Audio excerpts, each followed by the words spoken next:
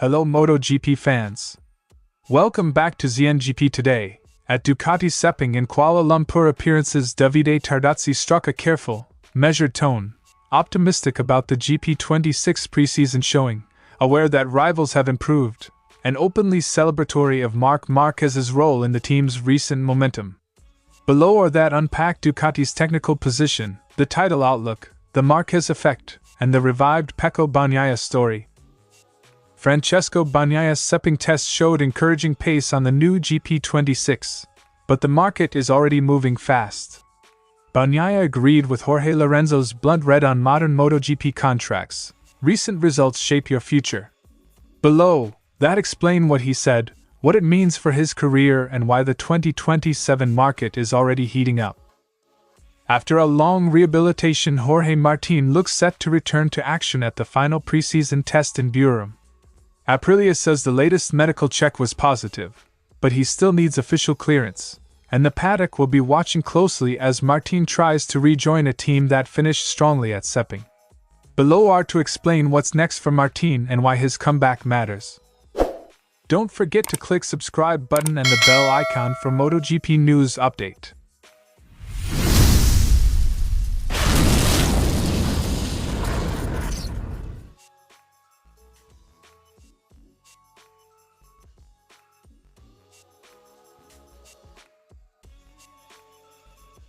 Tardozzi opened with an engineer's satisfaction.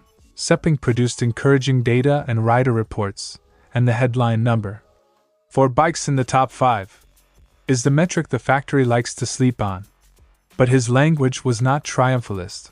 Instead, he framed the test as productive work rather than final proof. He emphasized the iterative nature of development, many parts tested, positive rider feedback. But the true confirmation only comes when those parts are translated into race performance under varying circuits and tire conditions. For Tardozzi, Sepang is a strong starting point but not a finish line. The factory will use the data to prioritize which updates to carry forward, which to refine, and which to discard when the team evaluates the GP26 under full race pressure. We tested many parts and the riders were satisfied with some of them. I think that overall the test results were very positive. We had 4 bikes in the top 5, so we're very happy as a team. That statistic gives confidence, yes, but Tardozzi insists on follow-through, convert test promise into consistent race pace, lap after lap. Immediately after praising the test, Tardozzi pulled back to a pragmatic calendar view. Early season data are a snapshot, not a season verdict. He warned that development is bidirectional. Rivals can react and leap forward too. So the meaningful picture only emerges after several race weekends and iterative upgrades. This is an important managerial line. Celebrate the positives, but prepare contingency plans and keep R&D pipelines hot. For Ducati it means running parallel paths on aero, chassis and electronics to ensure that when the season midpoint arrives they have clearer answers about who will fight for the title and who will slump under pressure.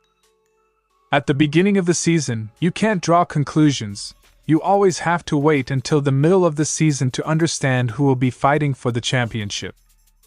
In short, Sepang tells you what might be possible. Mid-season shows what's sustainable. Tardozzi then turned to personnel and history, and his words carried a mix of frankness and admiration. Looking back at seasons where Ducati fell short, he acknowledged that personnel decisions matter. A rider of Márquez's caliber changes development trajectories, feedback loops, and, ultimately, results. Saying, "We didn't have Marc back then," is both a nod to mischance and recognition that the arrival of a rider who can extract performance in marginal conditions rewrites the team's margin for error. That admission isn't a dismissal of past efforts, it's an organizational lesson. Aligning the right rider with the right technical program can turn competitive parity into dominance. When you're at the top, there are always many who want to knock you off, but I think we've been fighting for the championships since 2017 to 2018. Unfortunately, we didn't have Marc back then, which is why another team took the title.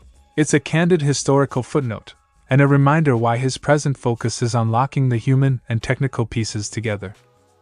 Finally, Tardozzi's comments about Pecco Bagnaia combined optimism with a clear performance brief. He's noticed a different mindset in Bagnaia, a return to the composure and hunger that produced earlier championship form, and he expects that attitude to translate into steadier weekends and fewer dramatic swings. For Ducati, that's crucial. Having two riders delivering consistently makes development feedback richer and reduces single-point dependencies. Tardozzi's public endorsement is also tactical. It signals institutional backing while nudging the calendar, tests, early races, and Misano's centenary party as places where Bagnaia must show the revived form Ducati believes is there. At the beginning of the year, when he returned from the winter break, I found a completely different Pecco, with a different mentality, reminiscent of 2024. He's going to be a very tough rival to beat in the upcoming races. That vote of confidence sets expectations. Bagnaia has the factory's trust, now converted into consistent podium pressure. Davide Tardozzi's message is layered but clear. Sepang offered encouraging technical signs, but Ducati knows the season is a marathon of development and adaptation. Marc Márquez's presence reshapes possibilities and provides a development fulcrum. Pecco Bagnaia's renewed mindset is a hopeful counterbalance, and the team's posture is deliberately cautious. Test, validate, then fight. If Ducati can sustain the technical gains and the riders deliver the consistency Tardozzi demands, the GP26 centenary campaign could be both a celebration and a demonstration of a program that learned from its past and now aims to dominate, race by race. Bagnaia didn't sugarcoat the impact of a tough year. In a paddock where deals are negotiated early and reputations are repriced off the most recent form, a single down year can leave a rider negotiating from weakness. That's the reality Bagnaia faces. Strong winter testing helps, but it doesn't automatically erase the memory of inconsistent race results. He framed the situation calmly. They're still talking with Ducati and others, but he's aware that the marketplace judges on the latest scoresheet. The subtext is clear for riders everywhere. Consistency isn't just about points, it's about future options and leverage. We are still speaking, but it's clear that a season like last year can put you on the wrong side of contract negotiations. Translation: goodwill and history count, but they don't always outrun a bad season in the contract room. Bagnaia explicitly endorsed Jorge Lorenzo's stark, but accurate, notion about sporting memory. What you did last is what people remember. In rider markets and boardroom decisions, that recency bias is brutal. Great results from 2 seasons ago don't cancel poor recent form when teams are choosing riders for a rules change era. For Bagnaia, who has 2 titles and big highs, the message is a humbling reminder to convert promising tests into convincing opening races so at-stake negotiations later this year aren't decided by last season's lows. You are remembered for the last races you do. Quote from Francesco Bagnaia, quoting Lorenzo. It's a short sentence with long consequences. The calendar is a live resume. Bagnaia also flagged the new tempo of MotoGP's transfer market. Deals are closing earlier and the sport's commercial rhythm demands speed. Riders, managers and manufacturers are no longer comfortable waiting until summer to sort next year's grid. Strategies are set in motion in winter. That accelerates pressure on underperforming riders to demonstrate rebound quickly, and it forces teams to pick paths before they've seen the whole picture. Bagnaia's view is pragmatic: adapt to the faster market, show quick form, and keep alternatives on the table. We are living in a world that is always super fast, so you need to be quick. In other words, react fast, perform faster, or the market will move on without you. Despite the warning signs, Bagnaia wasn't fatalistic. He made it clear he still has opportunities and is actively in discussions, with Ducati and with other suitors mentioned in paddock speculation. That balance, acknowledging vulnerability while reminding everyone of enduring value, is a classic negotiation posture. Show you're wanted, but only choose the right fit. For Bagnaia, the task ahead is simple but urgent. Turn Sepang promise into race results so choices come from a position of strength, not desperation. But still speaking, I have many opportunities, and we just need to decide. The last line is tactical optimism. Options exist, but they hinge on confirmation on the track. Bagnaia's message is both blunt and pragmatic. The paddock remembers what you did last. The market moves faster than ever, and only rapid, consistent performance will secure the best options for 2027. Sepang was a good step. Now the real conversation will be written in the opening rounds from February 27th to March 1st in Thailand. Watch those first races. They could decide Bagnaia's next contract as much as any boardroom negotiation. The most important short-term development is purely medical. Aprilia's specialists have given Martin a positive check and the team is moving him straight into the next phase of rehab to racing, travel to Buram. That's huge. After a season disrupted by multiple injuries and a follow-up surgery that kept him out of Sepang, a clean medical review is the only gateway back to the bike. The team will manage him carefully. Loads, sessions and expectations will all be calibrated to avoid any setback. For Martin, this is not yet a recovery celebration, it's the necessary first step. The medical check was positive, therefore he will travel to Buram, Thailand, next week to take part in the Buram test. Quote, Aprilia's statement. In other words, fit enough to travel, fit enough to be assessed on site, but not yet race cleared. Travel is one thing, FIM clearance is another.